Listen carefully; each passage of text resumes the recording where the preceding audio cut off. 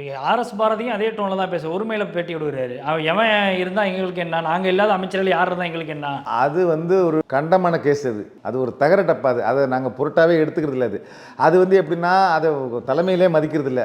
எதையாச்சும் பேசி மீடியா நானும் ஆமாம் தலைமையை மதிக்கலையே, அவர் தான் தலைமை நினைச்சல. ஆமாம், அவர் தலைமை நிலை செயலாளர். அதை நாங்கள் ஒரு பொருட்டாவே எடுத்துக்கிறது இல்லை. அது ஒரு கண்டமான பீஸ்.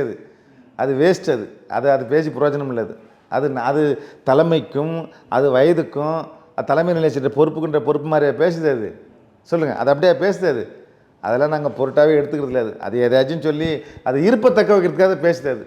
அதே டோனில் தான் அப்போ ஆர்எஸ் பாரதி இவர் ஆராசம் பேசுகிறேன், இருப்பை தக்க வைக்கணும், திமுகவில் தன்னை முன்னிலைப்படுத்திக்கிட்டே இருக்கணுங்கிற. அதாவது எங்கள் மீது வைக்கக்கூடிய விமர்சனத்தை ஆராசாவை வைத்து வைக்க சொல்கிறார்கள் நாங்கள் புரிஞ்சுக்கிறோம்.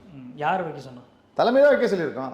ஆனால் ஸ்டாலின் அவர்கள் வந்து அது கடும் சொற்களால் பேசக்கூடாதுன்னு சொல்லி கண்டிச்சிருக்கிறாரு. அதை நாங்கள் வரவேற்கிறோம். நீங்கள் சொல்கிறது எப்படின்னா, அப்போ புள்ளையும் கிள்ளி விட்டுறாங்க, தொட்டிலையும் ஆட்டி விடுறாங்க அப்படின்னு சொல்கிறீங்க.